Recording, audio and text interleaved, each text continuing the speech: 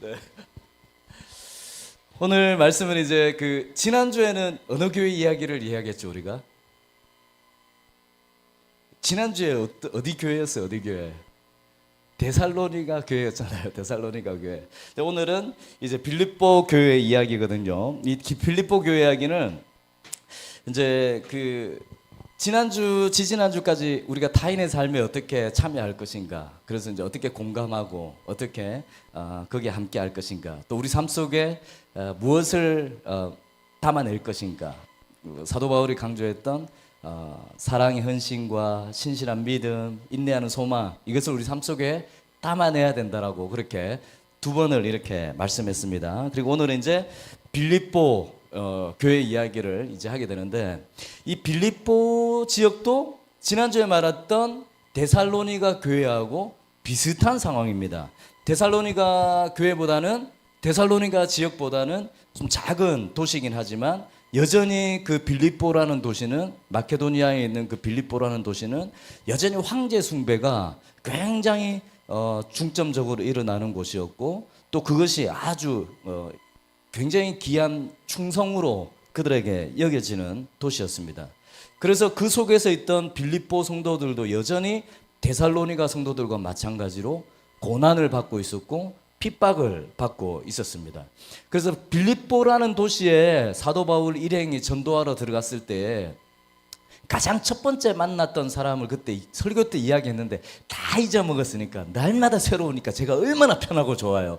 그러니까 처음에 빌립보라는 도시에 갔을 때 처음 만난 사람이 누구였다 그랬죠? 루디아를 만났잖아요. 왜냐하면 다른 이방 지역에 가면 그 대부분의 유대인들이 사는 곳에는 회당이 있었다 그랬잖아요. 그래서 사도 바울은 늘 이방 지역에 전도를 가게 되면 항상 유대인들이 먼저 만들어 놓은 그 회당에 먼저 들어가서 전도를 시작했는데, 이 빌립보라는 도시에는 회당이 없었어요. 그래서 회당이 없어가지고 강가에서 예배드리고 이렇게 쭉쭉쭉 사람들이 나와 있을 때 누구를 만났냐?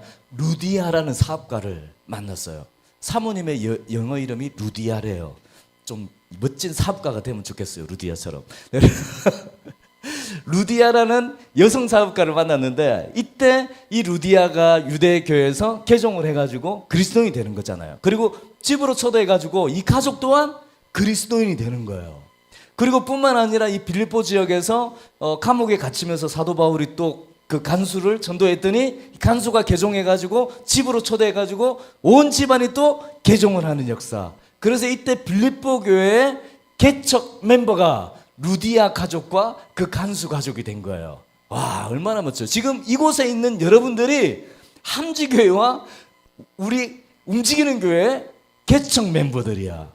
얼마나 멋진지 몰라요. 한 번도 옆 사람은 와, 개척 멤버 진짜 귀한 얼굴, 옆 사람 바라보시면서 정말 멋진 사람들이에요. 개척 멤버들이에요. 개척 멤버들 얼마나 귀한지 몰라요. 이 바울이 이제 너무 심한 박해를 받다가 이제 데살로니가로 피하게 됩니다. 그러면서 이제 이 빌립보 성도들에게 이제 감옥에 갇혀서 편지를 쓴 내용이 오늘 이 서신서가 되겠습니다. 그러니까 데살로니가 2절에서 보면 뭐라고 해놨냐면, 여러분이 아는 바와 같이 우리가 전에 빌립보에서 고난과 모욕을 당하였으나 심한 반대 속에서도 하나님 안에서 담대하게 하나님의 복음을 여러분에게 전하였습니다. 이렇게 말했어요. 이 말은 뭐냐면, 빌립보 성도들은 굉장히 나하고 동일한 고난을 받았다. 나라고 특별한 고난을 받은 게 아니라 나와 동일한 성도들이 나하고 똑같이 고난을 받고 핍박을 받았는데도 담대하게 하나님의 복음을 전한 사람들이 빌립보 성도들이다. 그렇게 말을 합니다. 그러니까 함께 이 공동체가 아프거나 즐겁거나 기쁘거나 힘들거나 이 모든 것들을 함께 공유하고 공감해 나가고 그렇게 느끼면서 살아갔던 사람들이 빌립보 성도들이었고 개척 멤버들이었다는 것입니다. 저의 아픔은 여러분의 아픔입니다. 여러분의 아픔은 제 아픔입니다. 옆 사람의 아픔은 또 옆 사람의 아픔입니다. 우리 각자의 기쁨은 우리 모두의 기쁨이 되는 것입니다. 얼마나 감사합니까? 이것이 초대교회에 주어졌던 참 참 깊은 은혜였고 참 감사한 일 중에 하나였어요. 지금 오늘 우리 함지교회와 우리 움직이는 교회가 누릴 수 있는 기쁨이 바로 이런 것이에요. 적지만 사람도 없고요, 적어요, 괜찮아요. 지금 우리 옆 사람의 기쁨과 아픔이 지금 당장 내 아픔이 되고 내 기쁨이 되는 이런 공동체가 얼마나 감사하고 좋습니까? 그런 공동체로 우리가 만들어가면 참 좋겠다는 생각이 듭니다. 이제 빌립보 성도들을 한번 우리가 조금 이제 생각을 해볼 필요가 있는데, 당시 빌립보라는 이 도시 사람들은 황제에게 특별한 동네였어요. 만약에 동천동이 빌립보라는 동네 같이 도시다, 그러면 어떤 곳이냐면, 이 황제가 너무 싫어하는 사람들이 있었어요. 황제하고 너무 반대편에 있는 사람들이 있었는데, 이 사람들과 전쟁이 벌어졌는데 그 전쟁에서 승리한 지역이 바로 빌립보라는 동네예요. 오늘 여기서 만약에 정치적으로 거대한 싸움이 일어나가지고 이 동천동이라는 동네에서 갑자기 이 정치적인 어떤 대단한 사람이 승리를 거두었다, 그래서 이 동천동이 자기한테는 너무 귀한 동네가 되는 거예요. 마찬가지로 이 황제에게도 전쟁에서 이기게 한 그 동네 빌립보라는 그 도시가 황제에게 너무도 중요한 도시가 돼버린 거예요, 마음속으로. 그래가지고 이 빌립보 도시에다가 특별한 혜택을 막 주기 시작하는 거예요. 로마에 가지고 있던 법 체계 이런 것들을 마음껏 사용하도록 해주기도 하고, 또 이 빌립보라는 도시는 자체적으로 세금을 거둬서 운영할 수 있도록 자치 도시로 만들어 주기도 하고, 뿐만 아니라 투표권도 주고, 그러니까 특별한 혜택들을 계속 부여해 주는 거였어. 뿐만 아니라 라틴어를 쓰게 하고, 그 다음에 더 중요한 것은 세금을 감면해 주었어요. 이 도시 사람들에게 세금을 감면해 주셨어요.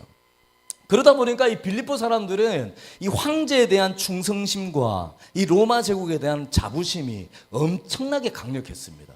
그런데 이런 사람들에게 그리스도인들은 어떻게 보였을까요?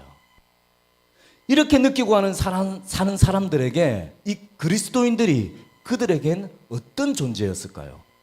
식민 도시의 위협이 되는 거예요. 이 사람들의 모습은. 우린 지금 너무도 충성스럽게 잘 살고 있는데 이 별난 그리스도인들은 자기 도시의 위협적인 존재가 되는 거예요. 별난 존재가 되는 거예요.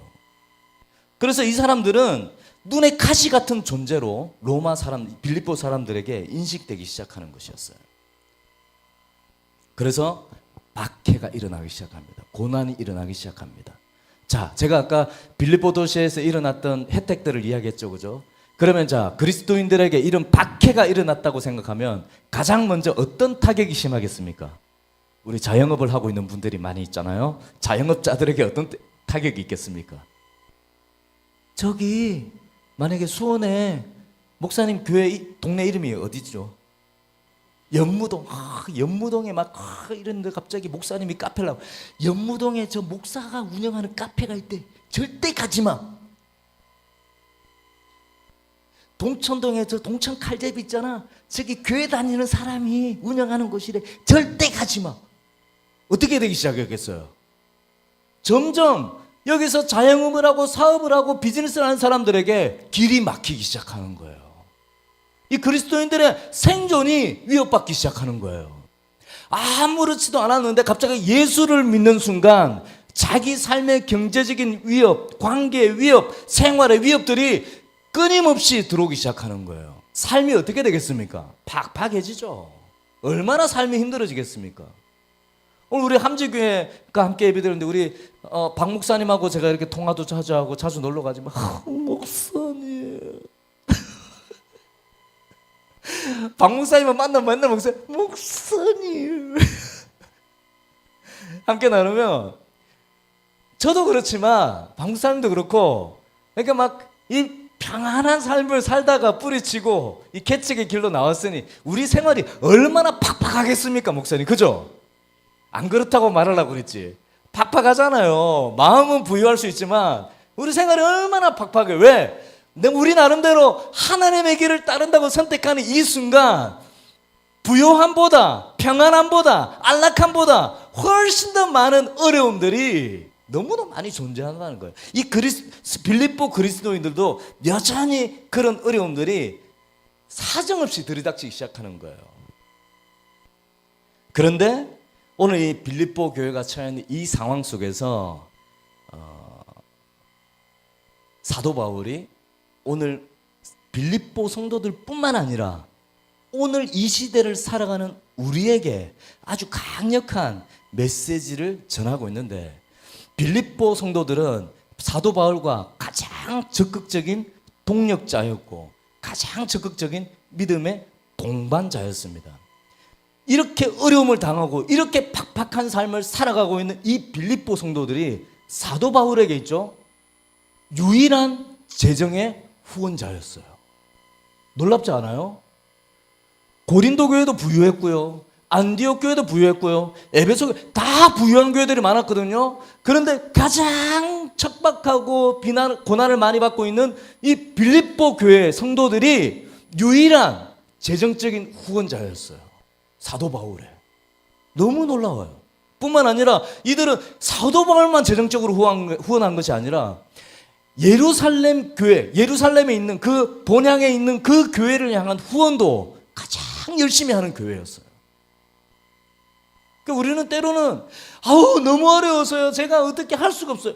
아니요, 저도 어려워서, 너무 어렵고 힘들어서 하나님 어떻게 해야 됩니까 고백할 때마다 저는 이 빌립보 성도들을 묵상을 하면요, 와, 대단한 믿음이다.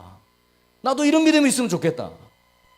어렵다고 숨는 믿음이 아니라 어렵거나 힘들거나 어떤 상황 가운데서도 하나님을 위해 내가 헌신하는 것들이 줄어들지 않고 인색하지 않는 그런 삶을 살면 좋겠다 하는 다짐들이 일어나는 그런 장면입니다.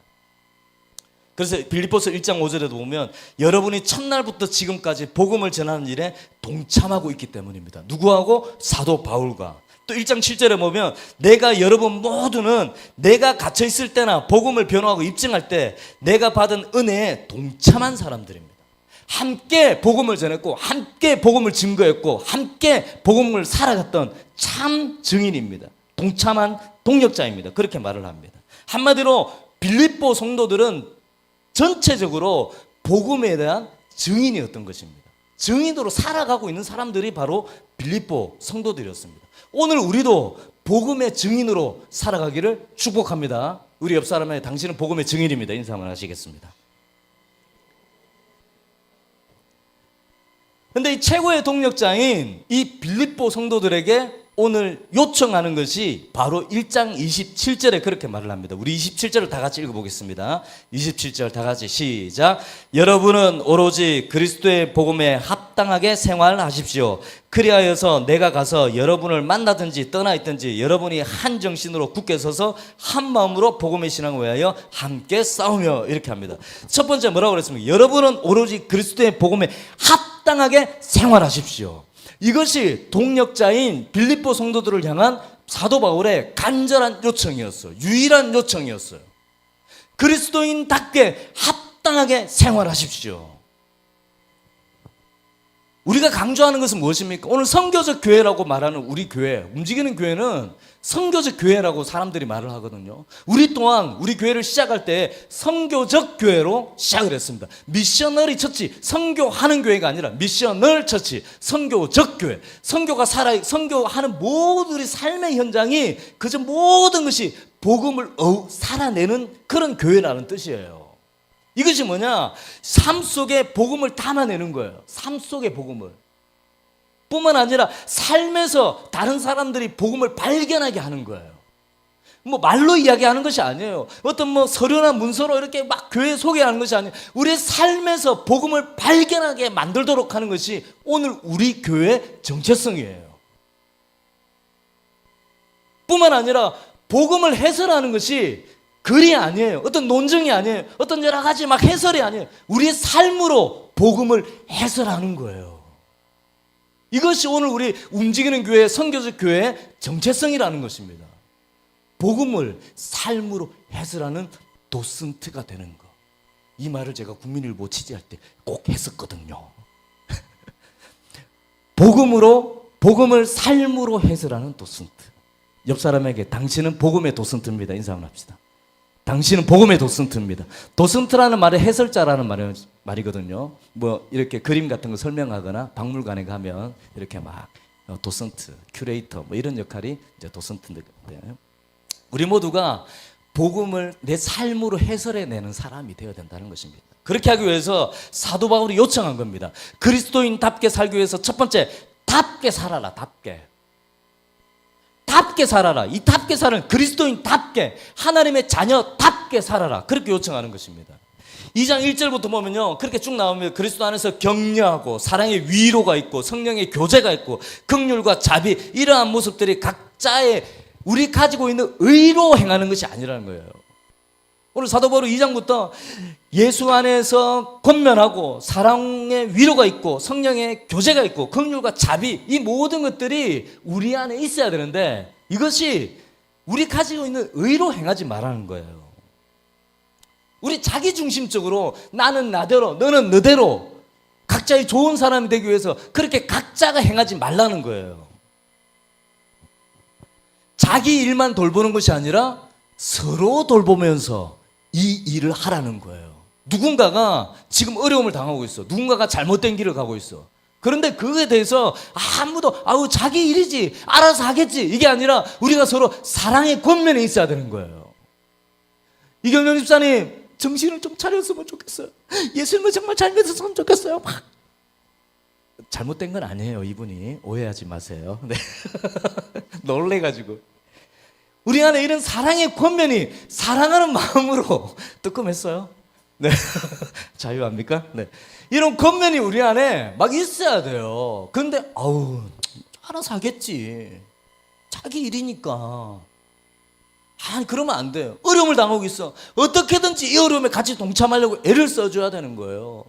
힘들어, 어렵고, 그러면 정말 사랑하는 마음으로 위로해주고, 격려해주고, 참여해주고, 동정심과 자비, 그냥 마음만 쓰는 긍휼의 마음뿐만 아니라 이 자비, 정말 내가 가지고 있는 것을 베풀기도 하고, 나누기도 하고 하는 이 모든 상황들이 나뿐만 아니라 서로 간에 있어야 된다는 것입니다. 그 12절부터는 다시 답게 사는데 어떻게 자녀답게 살아. 하나님의 자녀답게. 우리 청소년들 같이 읽었잖아. 우리 청소년들이 같이 한번 읽어볼까요? 우리 자녀들이 15절 다 같이 한 번만 더 읽어볼게요. 준비됐죠? 15절 시작.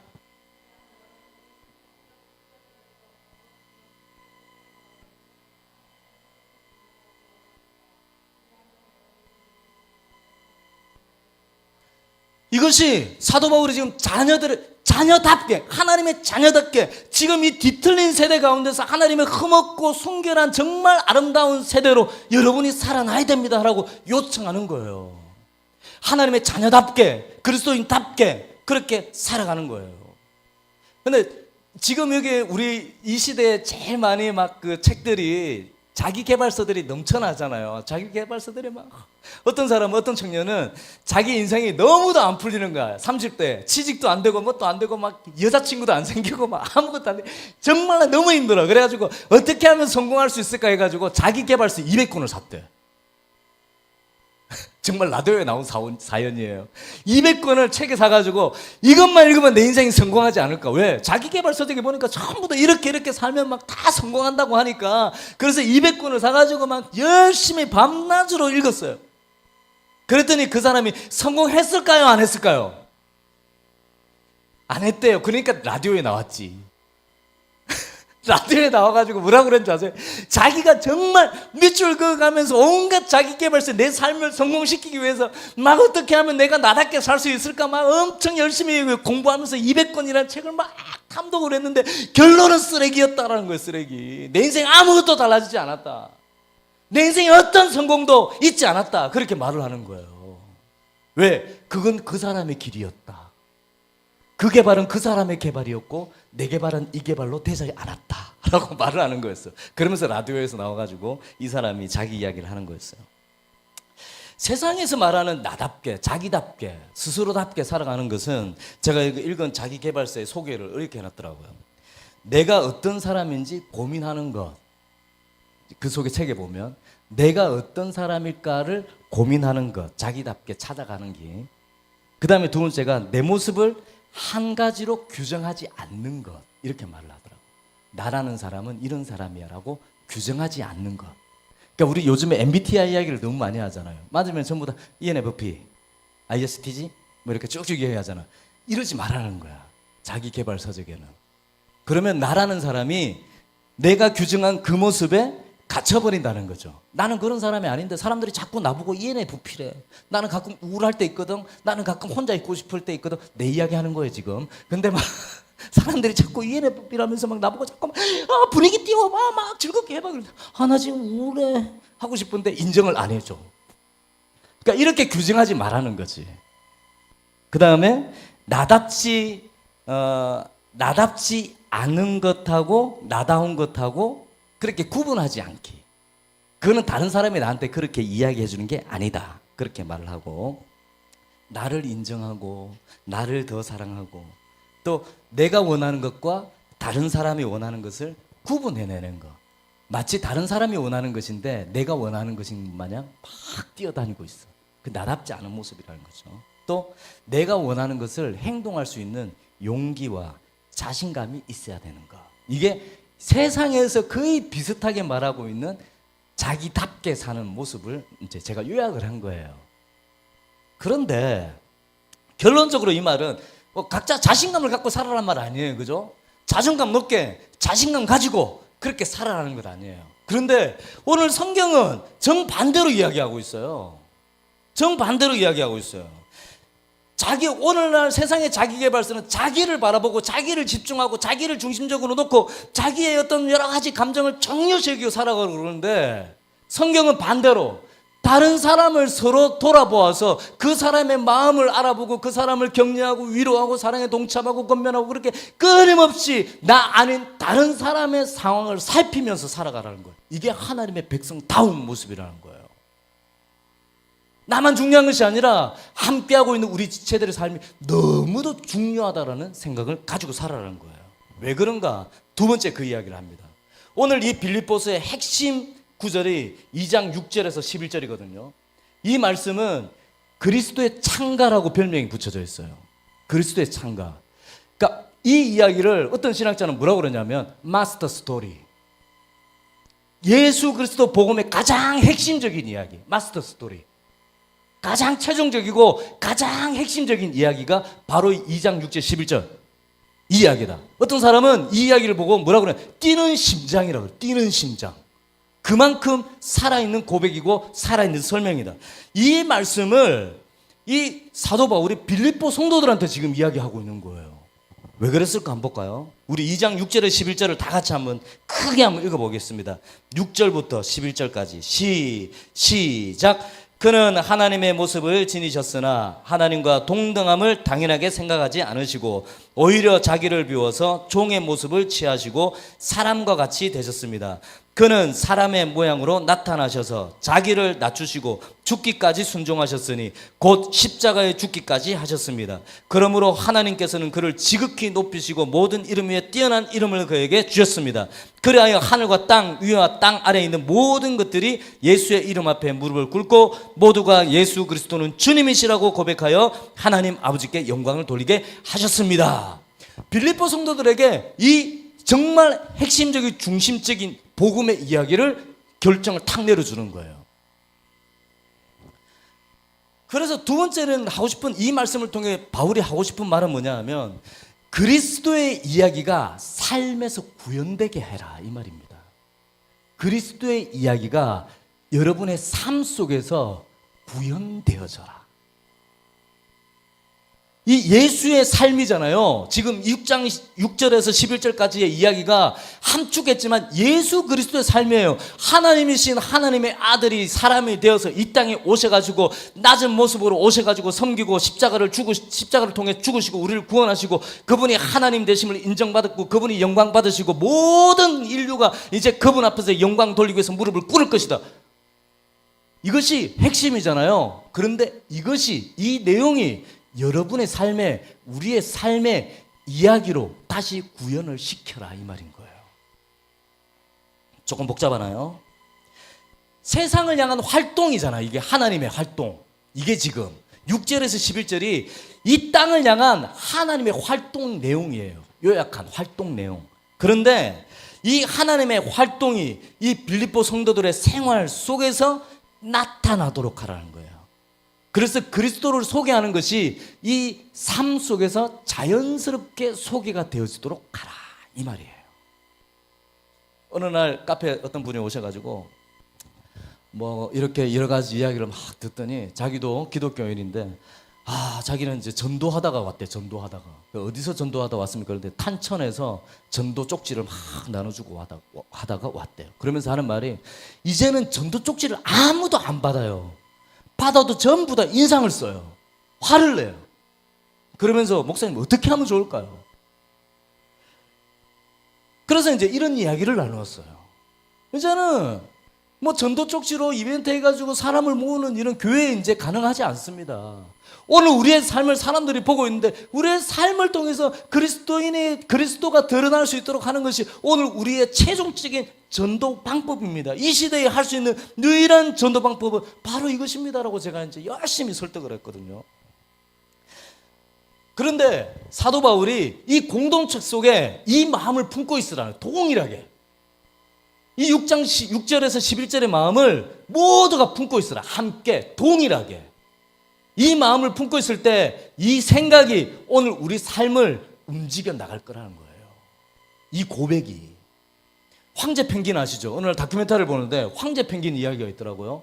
황제 펭귄이 있는데 황제 펭귄이 남극에서 막 그 겨울이 되니까 수천 마리인 것 같아요. 막 엄청나게 많은 황제 펭귄들이 막 갑자기 모여들기 시작하더라고요. 그 이제 해설이 그렇게 나오더라고요. 이제 추운 겨울이 되었는데 이 황제 펭귄들의 엄마는 알을 놓고 나면 전부 다 이제 체력이 다 소진돼가지고 엄마들은 가까운 바다로 이제 달려가야 돼. 먹을 것을 찾기 위해서. 그래서 알을 두고 아빠한테 맡기고 이 엄마 펭귄들은 다 바다로 떠나는 거예요. 근데 아빠들은 전부 다 엄마가 놓은 이 알을 전부 다 다리 사이에 이렇게 다리도 짧잖아요, 그죠? 애써 막 찾아가지고 이 다리 사이에 알을 막 넣고 견디고 있는 거예요. 그런데 보니까 허들링을 이야기하더라고. 황제 펭귄, 허들링. 이게 뭐냐 그랬더니 황제 펭귄들이 영하 50도 이하로 내려가는 그 추위 속에서 살아남기 위해서 서로 함께 뭉치기 시작하는 거예요. 그 수천 마리들이 막 모여가지고 동그랗게 큰 원을 그리고 전부 다 체온을 이렇게 몸을 부딪혀가면서 비벼가면서 체온을 유지하기 위해서 막 있는 거예요. 그런데 놀라운 사실이 있어요. 제일 밖에 있는 황제 펭귄들이 얼마 동안 있으면 제일 추울 거 아니에요. 온갖 찬바람을 다 맞고 있으니까. 그런데 놀랍게 아무도 시키지 않았는데 호루라기를 불지도 않았는데 누군가가 막 지휘를 하면서 이제 줄 바꿔 하지 않았는데 자연스럽게 펭귄들이 안으로 들어가고 그 안에 있던 애들이 밖으로 나와. 그러면서 끊임없이 밖에 있는 그 펭귄들을 교체를 해주면서 함께 살아나도록 만들어주는 거예요. 이게 이제 황제 펭귄의 허들링이더라고요. 정말 대단해요.